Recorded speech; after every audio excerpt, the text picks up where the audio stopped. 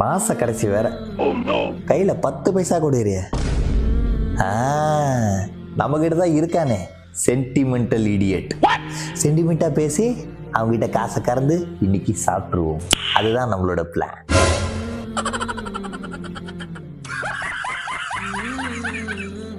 என்ன பண்றான் மச்சான்? என்னடா பண்ற?